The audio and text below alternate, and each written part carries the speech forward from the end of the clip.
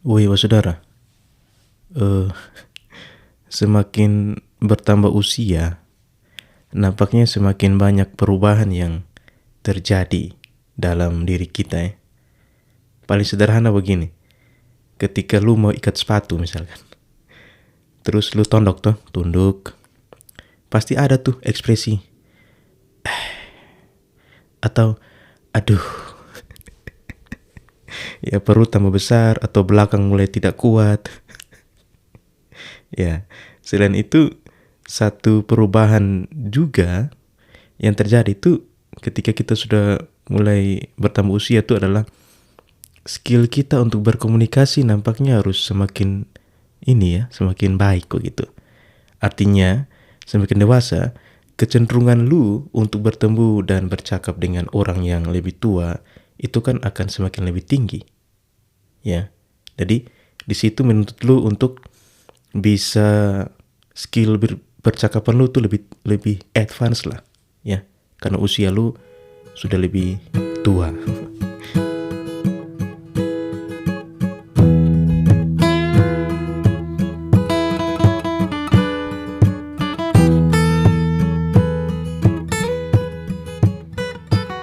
Beta minggu lalu tuh sedang ada kegiatan di luar dan selama beberapa hari nginap di rumahnya orang tuh.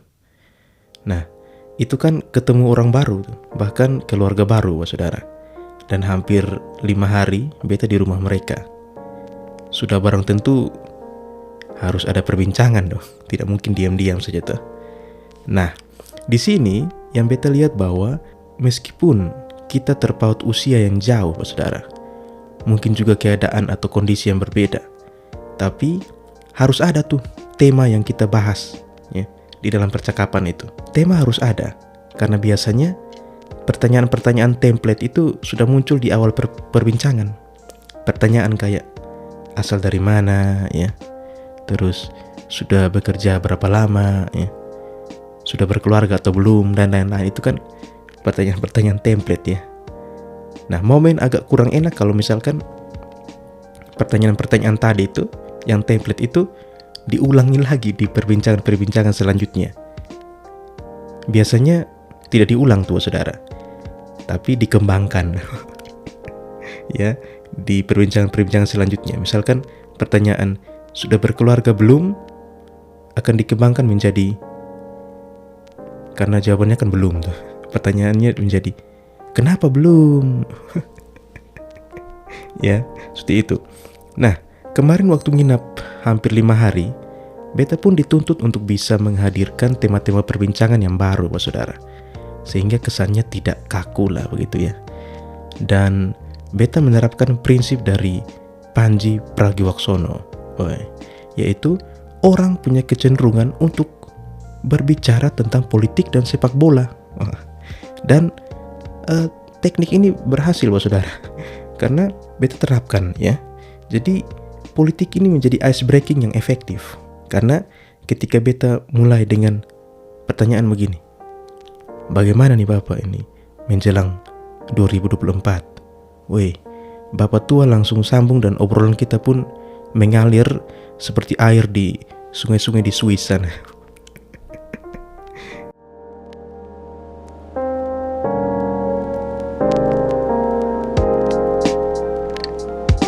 Nah, obrolan yang mengalir seperti itu menjadikan kita lebih akrab, saudara. Kalau dalam kehidupan sehari-hari, kita biasanya cenderung untuk bicara ya dengan orang yang kita anggap nyaman, saudara.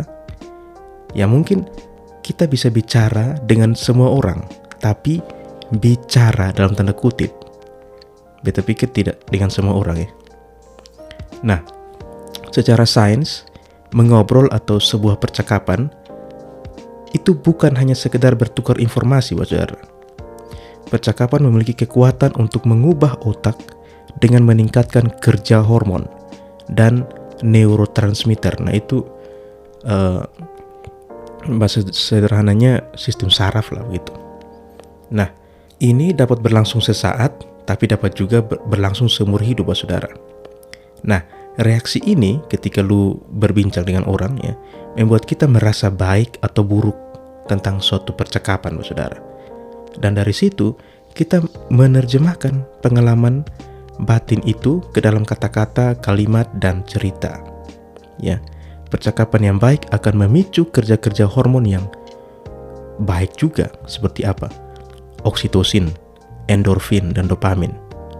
Ini hormon-hormon yang kalau kita baca-baca tuh, ya, itu hormon-hormon yang positif semua, saudara. Oksitosin biasa disebut sebagai hormon cinta, love hormone mungkin bahasa Inggrisnya, karena kerjanya tuh berhubungan dengan perasaan cinta, kasih, emosi, dan seterusnya. Endorfin, nah ini hormon yang berperan sebagai penghilang rasa sakit. Ya, jadi tidak salah tuh kalau misalkan dulu waktu lu sakit, waktu kecil, biasanya orang tua tuh setelah kasih obat tuh kemudian akan bujuk-bujuk lu begitu dengan kata-kata yang baik. Pokoknya kalau sembuh nanti mama beli ini, papa beli itu, ya, dan seterusnya. Karena memang percakapan yang baik tuh endorfin yang baik juga, ya, akan memunculkan endorfin. Atau mungkin kalau lu punya orang tua yang sudah lansia, ya, dan mereka sakit-sakit, ya, lu cukup kasih kalimat-kalimat motivasi, menurut beta dia bisa sembuh lah, ya, perlahan-lahan sembuh, ya, seperti itu. Atau hormon yang berikutnya itu namanya dopamin. Nah, ini hormon yang terkenal, ya, saudara. Hormon yang menyebabkan sensasi kesenangan. Makanya ada judul lagunya Good Night Electric minus dopamin. Ini karena ditinggalkan seseorang dan seterusnya. Ya, lu bisa bayangkan, saudara, hanya dengan percakapan yang baik ada tuh banyak yang kita dapat. Nah, informasi tadi itu dapat dari web Psychology Today. Artikelnya ditulis oleh Niklas Balboa dan Richard Glaser. Dan lebih lanjut, saudara, mereka juga mengatakan beberapa hal, ya. Mereka menjelaskan bahwa semakin sering lu feel good, ya, merasa enak dalam percakapan, reaksi-reaksi hormonal tadi itu bisa terjadi secara terus-menerus, alias ya lu happy terus, ya. Dan itu memengaruhi cara lu berkomunikasi dan membangun hubungan yang baik dengan orang lain. Mereka menyebutkan ada satu istilah namanya conversational intelligence, atau disingkatnya CIQ, atau kecerdasan percakapan, kecerdasan dalam bercakap-cakap lah, seperti itu, ya. Nah, ternyata si CIQ ini selain memengaruhi hormon tubuh kita, saudara, ternyata juga mempengaruhi hormon lawan orang yang kita bicara tuh, Kak.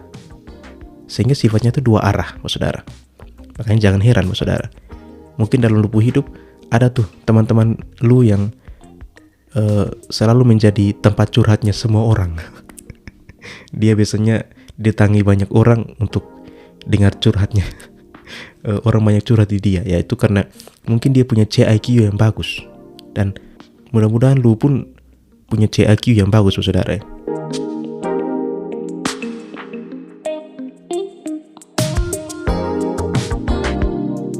Nah, saat ini perbincangan tuh atau obrolan lah, itu kan tidak hanya terjadi secara face to face, saudara. Di dunia nyata, obrolan-obrolan tuh bisa terjadi di dunia yang lain. Dunia punyanya Maya, alias dunia maya. Wah, ini yang namanya Maya luar biasa, punya dunia sendiri. Ya, maksud beta perbincangan yang terjadi di medsos, ya. Nah, dunia maya ini memungkinkan lu berbincang dengan skup yang lebih luas, saudara. Pengalaman beta dulu waktu masih main Facebook, ya, pernah tuh beta bercakap dengan seseorang. Nama belakangnya Tabuchi. Dari namanya tidak mungkin dia orang Timor Leste, ya. Ya, dia orang Jepang. Nah, waktu itu beta di Facebook tuh beta tulis salah satu penggalan liriknya Queen, ya, penggalan liriknya lagunya Queen. Kemudian dia komen tuh. Nah, dari situ kemudian obrolan kita terjadi, ya, saling komen. Nah, karena sudah sering komen begitu, ya, dia pun pada satu kesempatan dia pernah curhat bahwa dia sedang sakit, dan sakitnya katanya sakit yang langka, ya. Bahkan dia sempat jelaskan tuh detail sakitnya bagaimana, ya. Dan ya, waktu itu beta kasih kayak dukungan begitu, ya, semoga cepat sembuh dan seterusnya. Asik ya saudara. Beta di NTT dan dia di Jepang, beta tidak tahu di provinsi apa di sana. Kita bisa saling komen di Facebook dan saling mendukung, ya luar biasa percakapan ya. Nah, terus apa sih yang paling sering dibicarakan di dunia maya saudara, di medsos? Jawabannya tidak jauh tuh dari pengalaman beta 5 hari bersama keluarga tadi. Politik.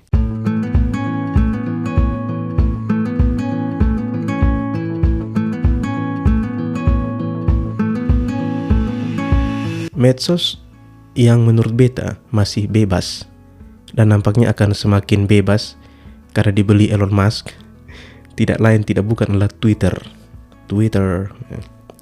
Pada tahun 2018 tuh datanya ada 321 juta pengguna Twitter saudara. Banyak ya. Ya. Dan Twitter juga merupakan sumber berita yang utama. Contohnya di tahun 2016 ketika ada Pilpres di Amerika sana, rame tuh ya giring-giring opini di Twitter terkait dengan Pilpres di Amerika. Kalau di negara api ini bagaimana? Kalau mau omong seram saudara ya. Ya, dari yang sudah mantan ya, yang sering turun gunung terus buat tweet, sampai yang masih aktif tuh sering tuh buat tweet ya. Dan bahkan sang pemilik Twitter, Om Elon tadi, dia pernah bilang, harusnya setiap pejabat itu punya Twitter, supaya dia bisa menjangkau banyak orang dan mengcounter aliran informasi yang salah. Ya, Om Elon bilang begitu. Ya, Twitter dan medsos yang lain sudah menjadi panggung juga untuk para politisi, saudara. Sampai kalau di negara api ini ada istilah buzzer RP. Wah, ini katanya orang-orang yang dibayar untuk bukan dibayar, di hire ya, menggiring opini dan seterusnya, entahlah, bodoh amat. Dan orang tuh suka bicara politik, saudara. Ya, ada satu penelitian dari Aaron Smith dan kawan-kawan tahun 2019. Mereka melakukan survei kenyamanan orang untuk membicarakan politik, apakah secara face to face atau tatap muka atau melalui sosmed. Hasilnya, ternyata orang yang suka mendiskusikan politik di medsos cenderung lebih positif tentang pengaruh teknologi dan merasa medsos sangat penting untuk memperoleh informasi tentang politik. Hasil survei mereka juga menyebutkan bahwa di sebagian besar negara berkembang, orang-orang yang sudah dewasa itu lebih nyaman untuk bercakap politik secara langsung. Mungkin mereka belum melek teknologi, tapi tidak selalu seperti itu, saudara. Kadang kita juga, ya, nyaman saja membicarakan politik di medsos. Hasil survei mereka mengatakan bahwa negara-negara kayak Vietnam, India, Kenya, Afrika Selatan menunjukkan data seperti itu. Ya, kalau beta sih lebih ke malas, saudara. Malas sekali kalau bicara politik di medsos ya. Kalau informasi politik oke, kita dapat dari medsos. Tetapi kalau mau bicara atau berdebat tentang politik di medsos, beta kurang tertarik sih. Medsos tuh buat beta lebih pada hiburan, tempat untuk cari hiburan ya. Contoh nih, kemarin kembali lagi Bapak Panji Pragiwaksono tuh, dia ini tweet penggalan liriknya lagunya Timur miliknya The Adams. Entahlah, mungkin dia baru pernah dengar juga. Lagunya sudah dari 2019, dia baru tweet di 2023, ya entahlah seperti itu. Ya, kemudian beta iseng komen karena judulnya Timur toh. Beta komen di bawah tuh Timur ke Barat. Beta komennya Timur ke Barat. Kemudian ada yang balas tuh Selatan ke Utara.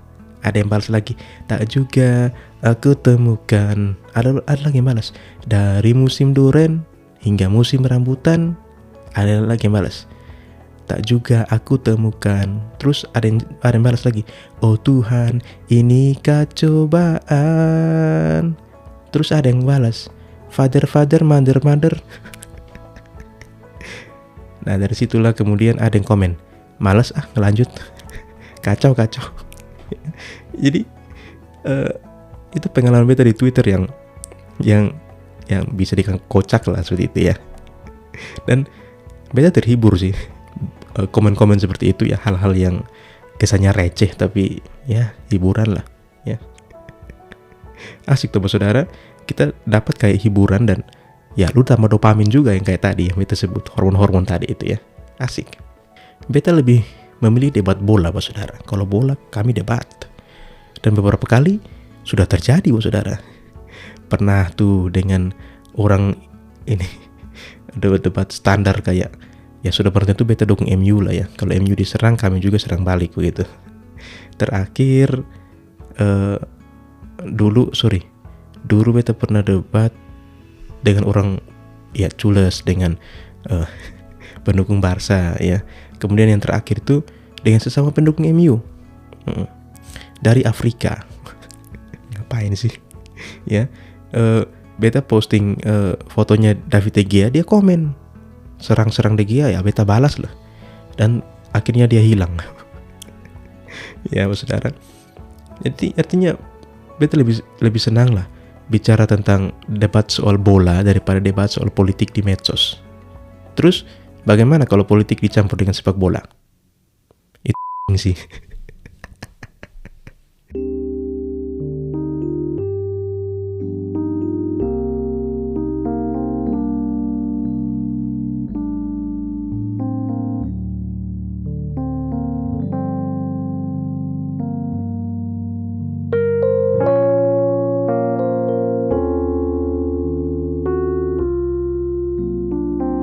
Mungkin hal-hal ringan dan receh buat kita lebih terhibur, saudara, dibanding dengan hal-hal berat seperti politik atau yang lain.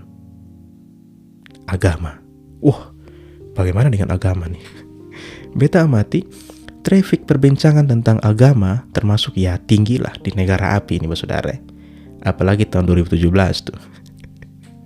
Beta tidak perlu cerita tuh, 2017 bagaimana. Dan pertanyaan, lu agama apa? Itu nampaknya sering saudara, sering kita jumpai, apalagi kalau lu merantau dan pasti orang tanya tuh ya. Memang tidak semua orang, tapi pasti ada pertanyaan, lu agama apa ya, itu ya. Bicara soal agama saudara, beta mau kutip pepatah dari nenek moyang Amerika Serikat.